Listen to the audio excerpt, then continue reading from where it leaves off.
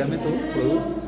Por la calidad y calidad de sus obras generó una gran contribución al movimiento neocolonial en Salta.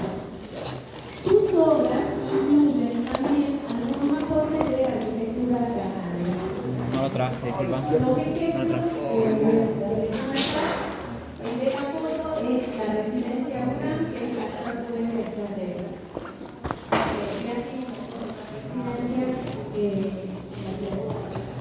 El arquitecto Ortel también posee una vasta producción, ya que fue el primer arquitecto en Salta que se dedica a la construcción privada. En sus fachadas, tomando el criterio, realiza un especial trabajo en pórticos y coronamientos, remarcando fuertemente accesos con la ornamentación concentrada en pleno contraste con el resto del edificio, que suele ser más simple y equilibrado. Si no me equivoco, es que le puedo utilizar. Sí, no, ya utiliza eso. Es de Ortel. Bien, en la provincia, ejemplos de la provincia. El movimiento se extiende por toda la provincia, comenzando por edificios estatales en Catalán, Orán, Metán, como la municipalidad y la escuela de Metán, el hospital de embarcación y puestos sanitarios. En la Merced, Coronel Moles, la iglesia de Ixtobar. En el Chaco Salteño tenemos como ejemplo el ingenio de San Martín del Tabacal. El ingenio azucarero, lo conocerán. El tendido ferroviario es el norte de Salta, más la explotación petrolera y forestal. Que había en ese momento surge la industria azucarera como polo de atracción hacia el Chaco Salteño. Surgen nuevos poblados en ese momento como consecuencia de esta explotación petrolera y forestal. Surge Aguaray, Pichanal, Dragones, Quebrachal, Vespucio, y la realización de los edificios pura discusión en el estilo neocolonial. En 1918 se funda el ingenio del Tabacal por Robustiano Pardo Costa. Comienza a instalarse la planta en el departamento de Orán. Todos los edificios que se construyen en ese ingenio son de corriente neocolonial. Tanto las viviendas como el cine, el hotel, el hospital, la capilla y los colegios. Todo obra de los arquitectos Toñele y Cifre. No sé si ven, esta, si no me equivoco, es la planta de una vivienda destinada para los empleados. Y esta es estas son las fachadas. Eran fachadas de blanco con tejas coloniales. Y también pero era parte de los edificios administrativos. Miren la ornamentación del acceso.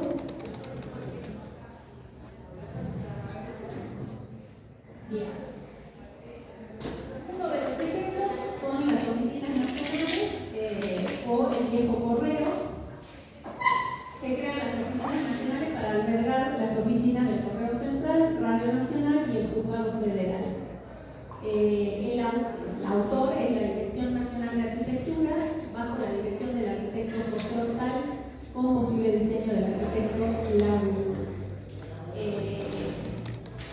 También en ese momento, ¿se acuerdan que hablábamos de obras bien privadas y obras públicas? Las obras públicas las llevaban adelante estas oficinas como la Dirección Nacional de Arquitectura, por ejemplo, que era la encargada de hacer los proyectos a nivel nacional para todo el país. Y este es el edificio.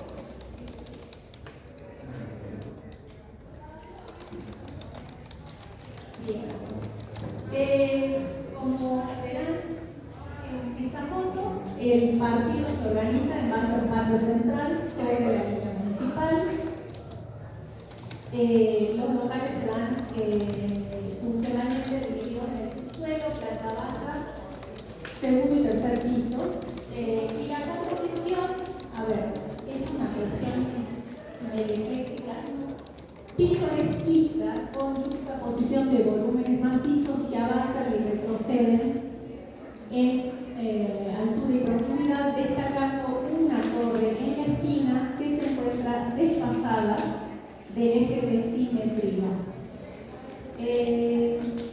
Pintoresquista podríamos decir por todo lo que engloba el conjunto, digamos, pero tiene partes que corresponden al neomoderno y partes de neocolonial, según los distintos elementos que componen la fachada. Los pórticos de entrada, uno sobre calle de Ángeles,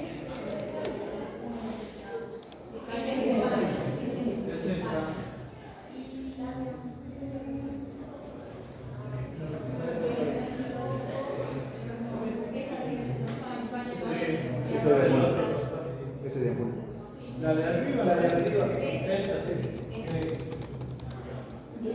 posee buenas proporciones y están resueltos según los cánones académicos del neorrenacentismo, concentrando la ornamentación en el acceso, puerta y ventana superior a la manera andaluza.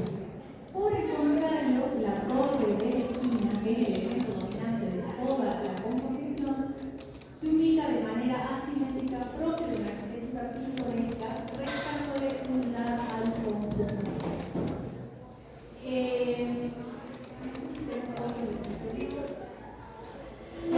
Los aventanamientos no parecen seguir un criterio único respecto a la disposición, forma y funciones.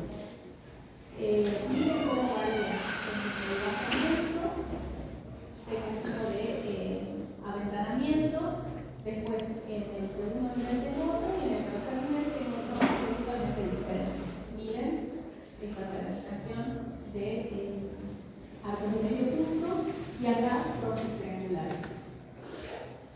Los rebotes exteriores se han tratado con textura particular que semeja una rusticidad característica de muchos edificios de la época, pero es artificial.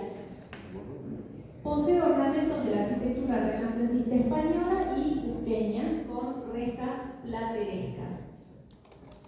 Interiormente usa materiales cálidos sobre un piso cerámico, mayóricas azules y verdes sobre fondo blanco. Las mayóricas son pura y exclusivamente de diseño de reja. Sobre fondo blanco con muros con revoques ligeramente rústicos de color blanco y algunos detalles de madera en dicha arquitectura. Hay elementos como las ménsulas sobre puertas que sostienen una viga que la atraviesa, que es la copia del resto de balcones que desaparecieron el piso y las barandas tan comunes en el viejo.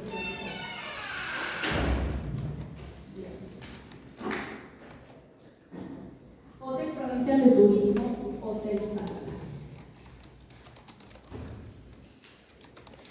En 1938 el gobernador Luis Pato Costa llama concurso nacional para el Hotel Provincial de Turismo en Salta. Participan los arquitectos Noel, Furcade, Aslani Esturra, Spir y Bustillo. Gana el primer premio el estudio de José Aslani y Héctor Esturra. Se emplaza en un terreno en esquina, actualmente sobre calle Casero en Buenos Aires. El programa funcional básicamente es planta baja con cafetería y locales comerciales, el entrepiso, una zona de estar y el restaurante, y las plantas superiores la componen las 100 habitaciones con baño privado.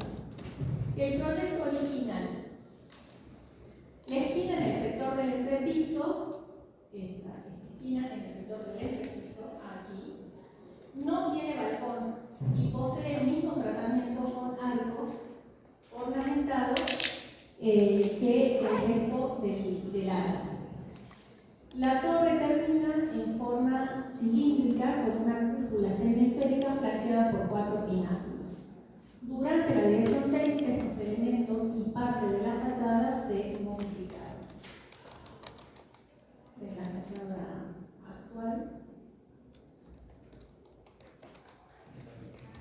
Y esta es la anterior.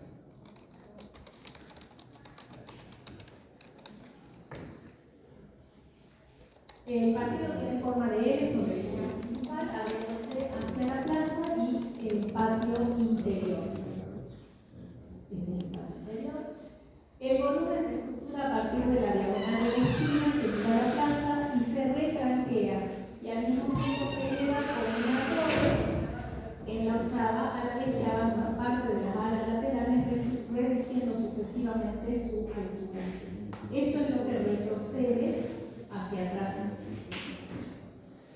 por una cuestión de retranqueo que pedía el código de edificación para disminuir de alguna forma la altura sobre la fachada, sobre la línea municipal. La composición axial, enfatizando la esquina, tanto en vertical con la torre como en horizontal, con el avance y retroceso de las alas laterales.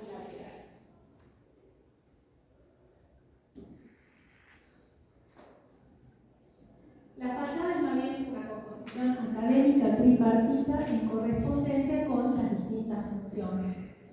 El basamento, identificado por la planta baja, revestimiento alto de piedra lata y amplias vidrieras. El revestimiento de lata. Bien, el entrepiso, en lo que es el desarrollo.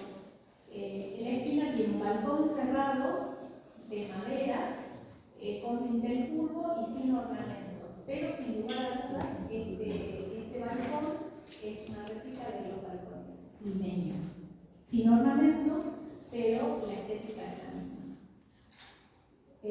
Los pisos sucesivos son aberturas menores con dintel curvo, pero sin ornamento. El coronamiento está separado por un balcón en la esquina y una cornisa en los lados. En la esquina hay aberturas flanqueadas por pilastras, dobles en el centro, que remata con un coronamiento escalonado con pináculos y simples en los lados más la torre octogonal con tejas en ambos lados. Las ventanas todas con guardaporros mistilíneos ritmadas entre pilastras.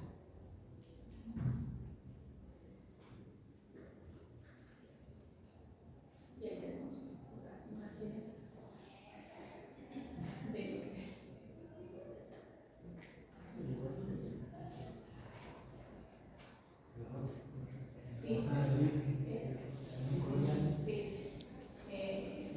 bien, como verán, es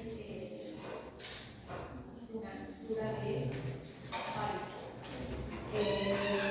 varios componentes.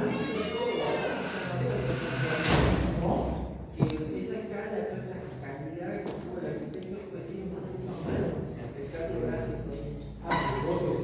Claro, sí, no, sí, fue estar ahí, sí, como todo.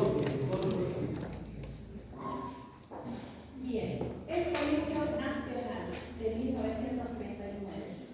Se crea el Colegio Nacional Dr. Manuel Castro, el autor del colegio, la Dirección Nacional de Arquitectura, ocupa toda una manzana, ubicada actualmente entre la Feria del Centenario, Casa Tesorilla, Juramento y General Pérez.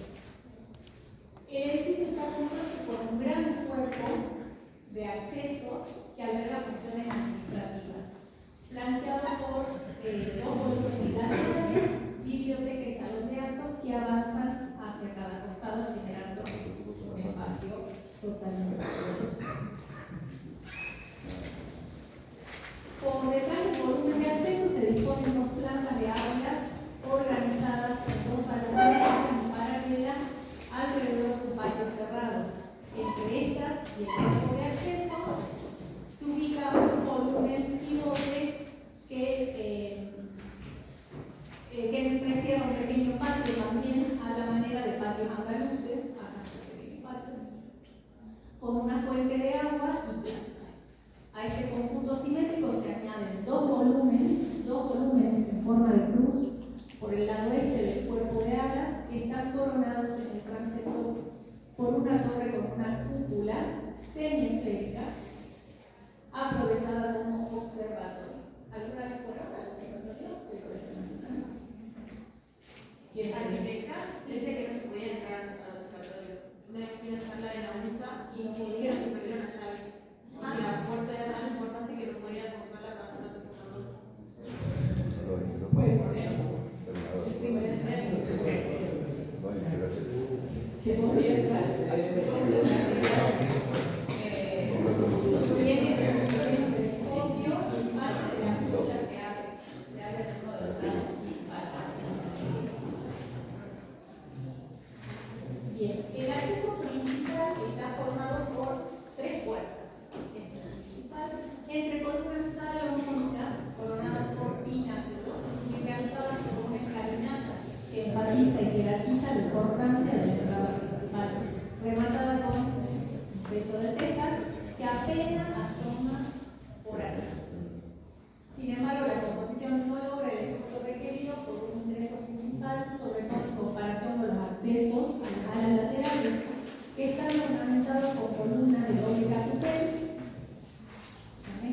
y un frontis curvo partido sobre que sobresale un remate curvo con hornacina. Esto es barroco.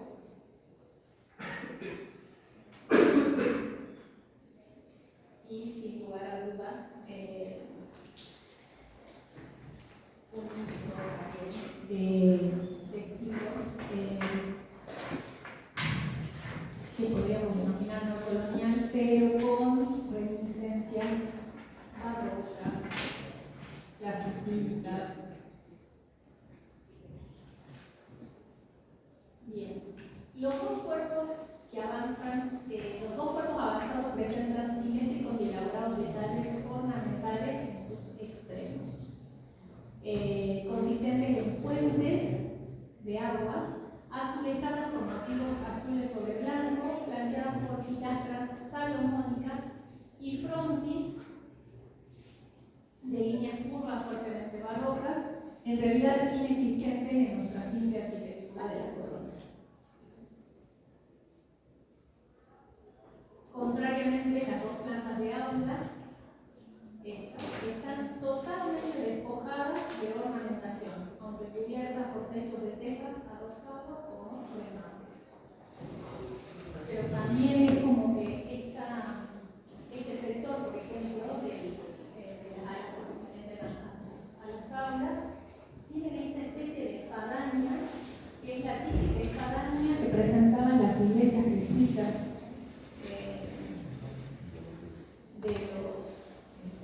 tanto de las estancias jesuíticas como la de los pueblos misioneros. La espadaña es un ejemplo clarísimo de la ropa jesuita.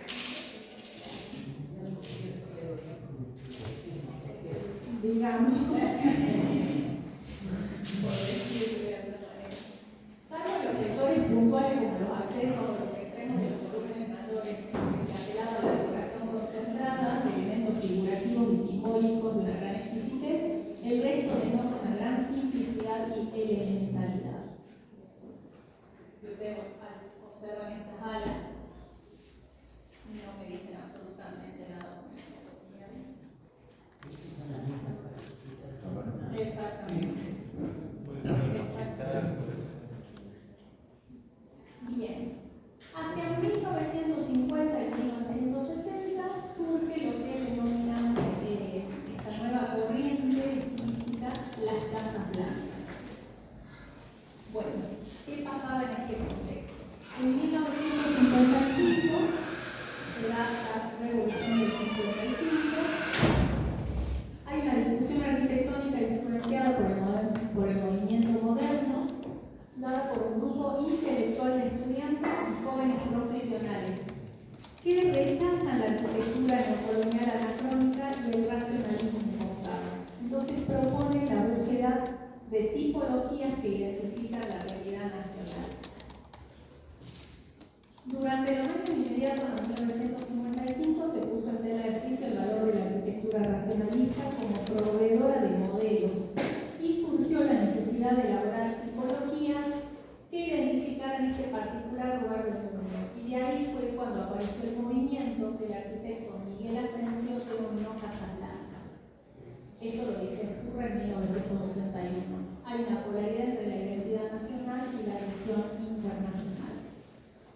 La expresión Casas Blancas se refiere al título de una exposición denominada La Arquitectura Argentina de Hoy, 14 Casas Blancas, que se inauguró en el Museo de Arte Moderno de Buenos Aires en agosto de 1964.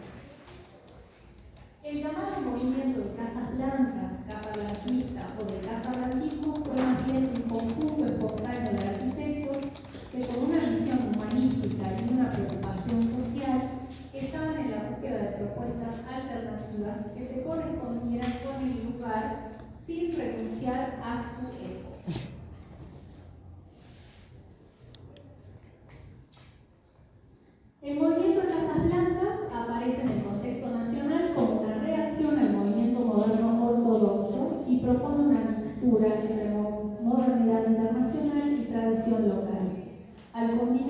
materiales modernos como el hormigón armado a la vista, con mampostería de ladrillos comunes, con junta enrasada, pintados de blanco.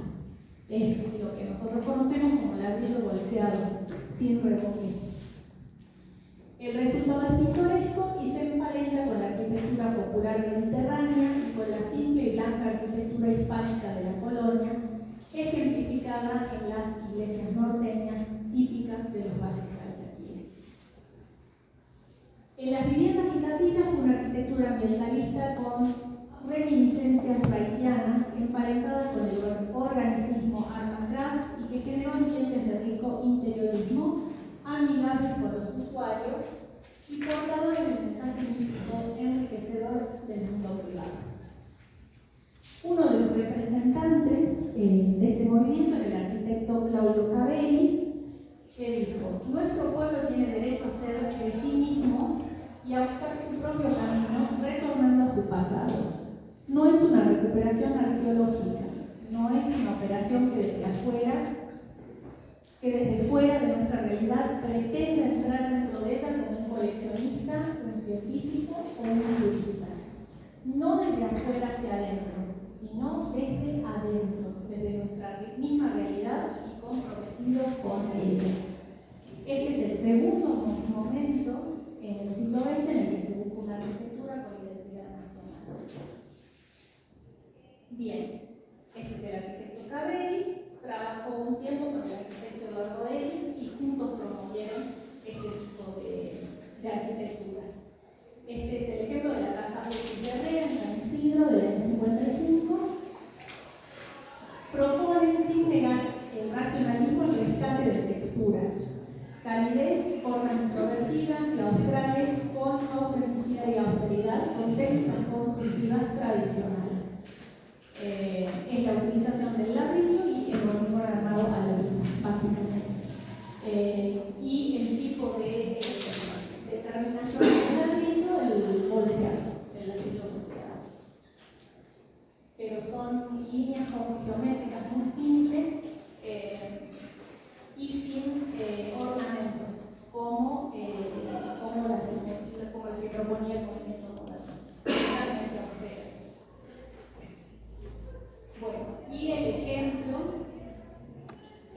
más sublime que tuvieron este tipo de arquitectos, la iglesia de Fátima en Martínez.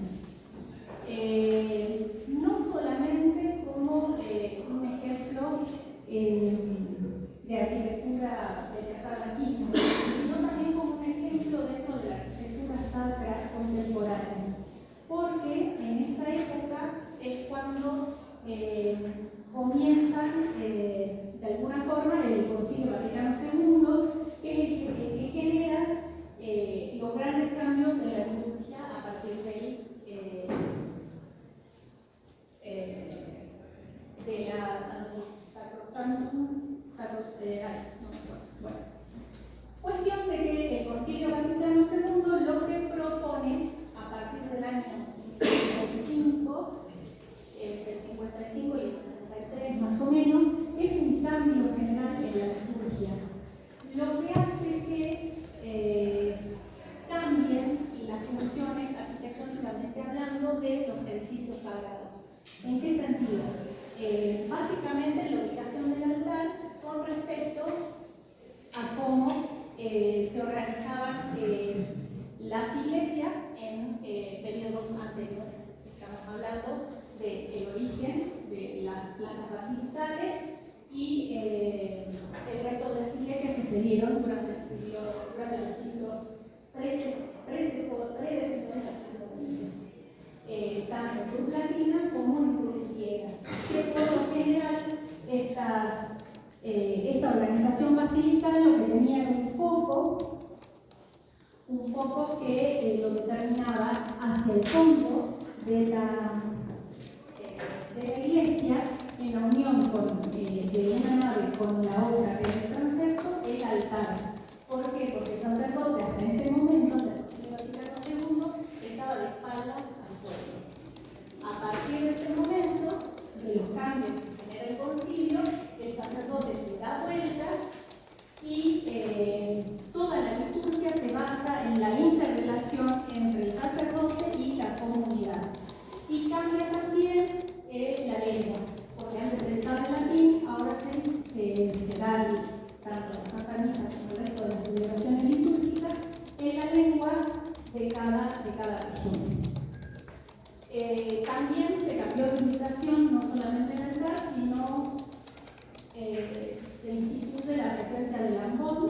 que es otro elemento figurativo, desde donde se lee la Sagrada Escritura. Antes existía el púlpito. El púlpito ya no tiene razón de ser a partir de la edad del siglo XX. Esta iglesia no solamente, como les decía, es un ejemplo de casa antigua, sino esta es uno de los primeros ejemplos del altar cristocéntrico.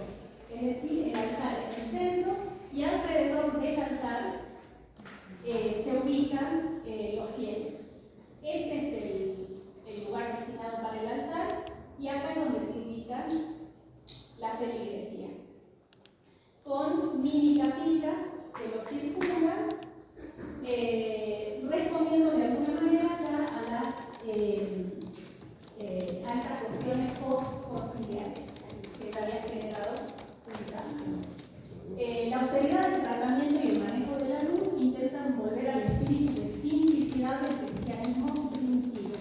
Esto es lo que quería también de alguna manera el concilio. Es como volver a los orígenes, volver al cristianismo primitivo para poder tratar de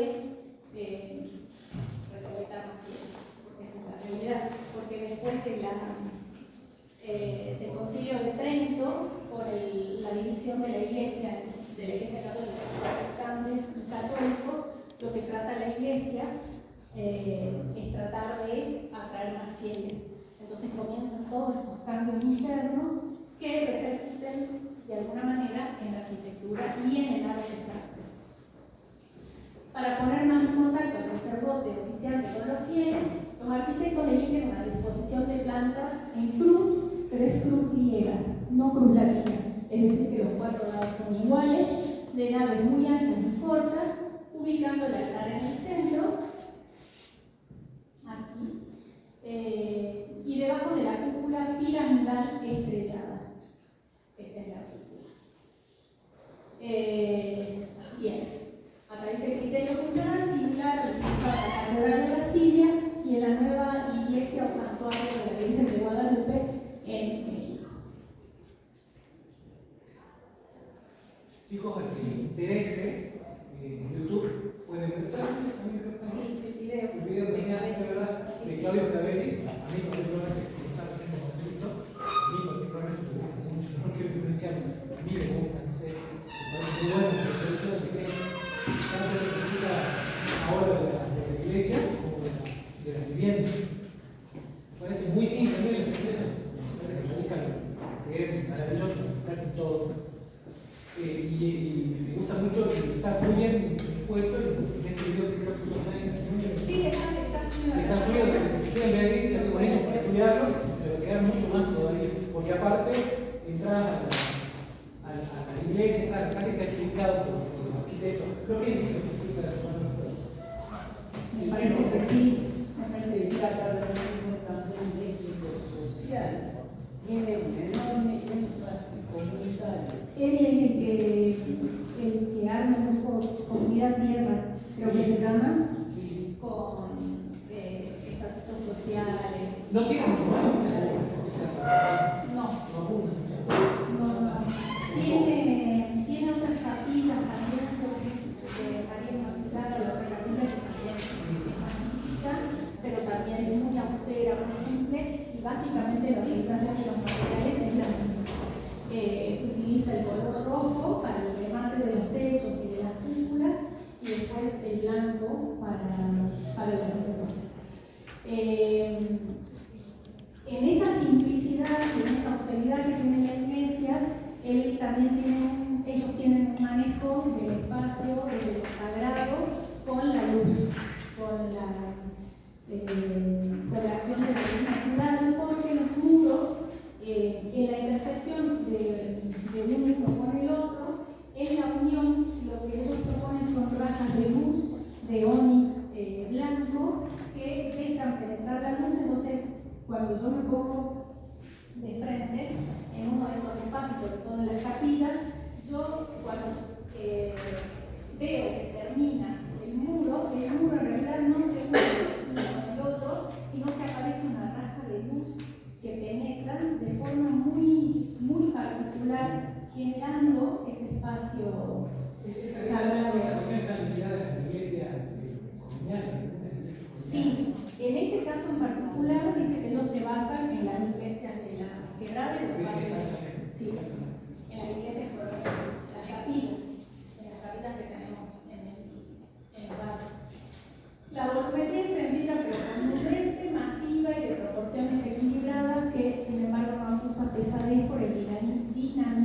composición moderna.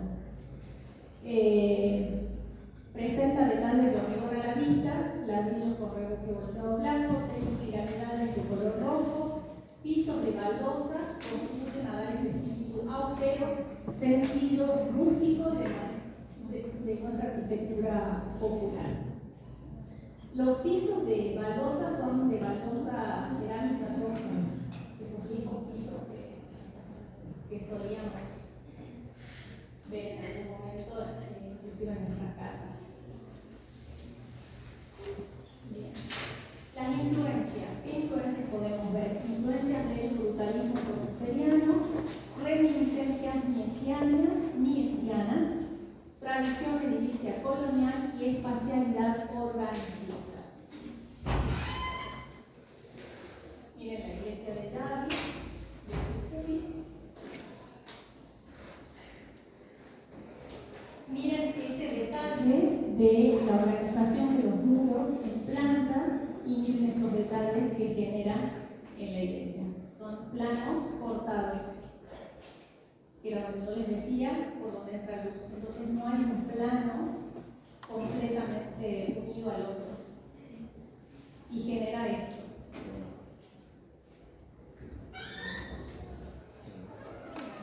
Ven aquí y aquí.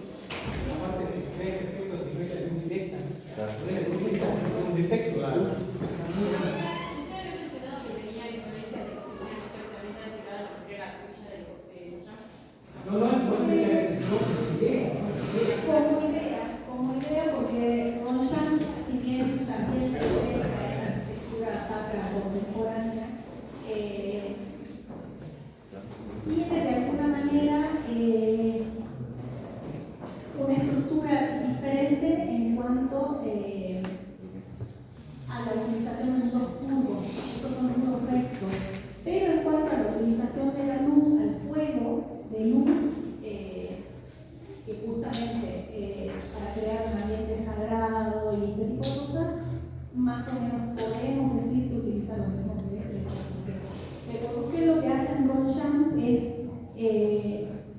al final del muro, el muro no se une con el techo, solamente se unen las columnas con la viga que va rodeando el techo. Entonces, deja una raja de luz de 10 centímetros alrededor de toda la estructura de la nave principal. Entonces, no solamente entra la luz, sino que pareciera ser que el techo de Ronchamp está flotando sobre la estructura de la nave central. ¿Le puedo decir que en la casa que estaba en la cuestión anterior siempre de producir y si tiene ese efecto de luz? Sí, pero no se me preguntaba por Ronchamp, de luego sobre lo místico y lo sagrado. Y en la fachada tiene algo que ver el concilio recto. Si en la fachada tiene algo que ver el concilio recto, si hay algo que tenía que No, sobre el concilio recto,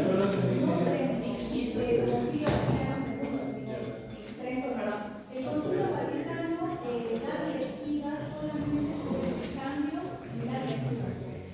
Los cambios de la liturgia provocan de alguna manera cambios funcionales dentro de los espacios sagrados. Es como que de alguna manera te orientan diciéndote que a partir de ahora el altar tiene que estar centralizado.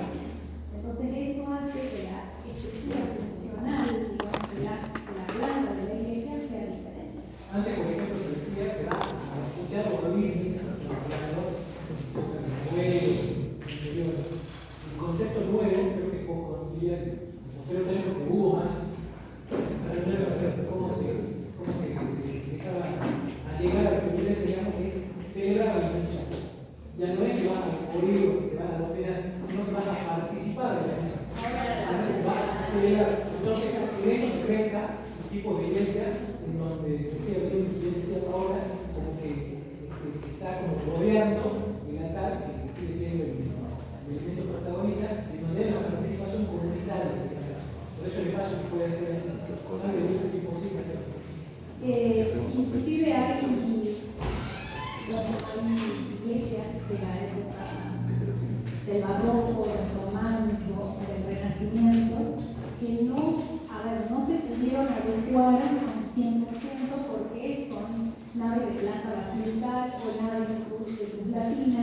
que tienen como foco final el altar. Lo único que se hizo en esos casos fue, porque el altar antes estaba pegado al ábside, que es el remate, ¿no? Bueno, lo único que se pudo hacer es despegar el altar del ábside, traerlo un poquito más hacia lo que es el transepto, para que el sacerdote se pueda poner del otro lado y oficiar la ceremonia de frente al público, digamos. ¿Cómo? Sí, claro. Sí, de todas las iglesias preconciliares, digamos, que pudieron adaptarse. Lo que sigue dando es, de diferente modo, el carácter escenográfico que hay en el altar. Es obviamente mucho más simple y sencillo, pero sigue teniendo un carácter escenográfico, más moderno, digamos. El carácter escenográfico de la catedral, en ese sentido sigue siendo exactamente igual. Se busca un cierto efecto mítico, digamos. Tal vez menos que antes, pero me parece que sigue siendo así. De todos modos, por la forma que veamos modernidad apropiada, hay un ejemplo del arquitecto ingeniero Gabriel Vieste de Uruguay, de la iglesia Cristo Obrero en Atlántida, hecha toda exclusivamente de ladrillos, por una cuestión de que no había recursos. En un barrio pobre de Atlántida, donde se la proyectó, y el único recurso que había era el ladrillo. Entonces, los muros, el techo, el piso, las escaleras, la torre del campanario, está todo hecho en ladrillo a la vista. Con distintos tratamientos, ustedes la van a ver, es espectacular, impresionante lo que es esa capilla, pero es todo ladrillo. Y él implementa un sistema que está que es utilizado por el ingeniero Vieste, que es el de las bóvedas gauchas, que lo implementa también en esta capilla, y es toda de ladrillo. Ingeniero y arquitecto. Ingeniero y arquitecto. Se queda por poner ingeniería chica.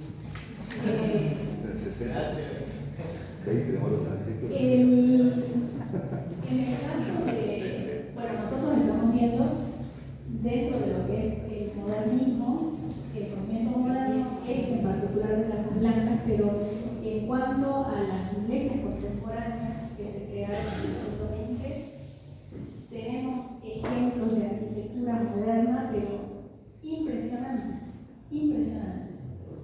Estructuras gigantescas que, a ver, pueden de alguna manera, como Ronchamp, por ejemplo, pero Ronchamp dentro de todo tiene, con el muro curvo, es como que marca un estilismo diferente. Pero, por ejemplo, la iglesia Le Rancy de Paul Gaultier en Francia es un galpón, es una nave industrial. Pero el sentido sacramental y religioso lo dan. Y los muros que cierran esta iglesia son totalmente calados. Es un muro de hormigón, ¿cómo se dice? Cuando vos estás de otro lado o más, prefabricados. Muros prefabricados, todos calados, y cada caladura un vidrio diferente, como armando un gran mural de vidrio, pero sobre la caladura del muro. Pero si uno lo ve de afuera, es el galpón de una nave industrial. Podría ser que después del Concilio Vaticano II las iglesias tratan de ser menos ostentosas frente a los fines como de atraer fieles para, entonces, con los materiales que tienen a la mano, con la inspiración y aprovechando el momento de que están tratando de traer el movimiento, como que están tratando de hacer iglesias que sean majestuosas, que sean sacramentales, pero sin solamente como por ejemplo una catedral, ¿no? Entonces también como que no quiero decir recaudar, que llaman a los fieles con esta cuestión, digamos, porque la crítica usual de la iglesia suele ser que gasta mucho en hacer oro, detalles que son carísimos, en vez de focalizar en otro lado. Hay de todo un poco. Eso que decís vos, no se utiliza más esos retablos bañados en oro y esas cosas, no. Hay más austeridad y sencillez, digamos. Pero dentro del movimiento moderno tenemos grandes iglesias, grandes catedrales que no son ostentosas, pero que albergan, eso sí es un detalle,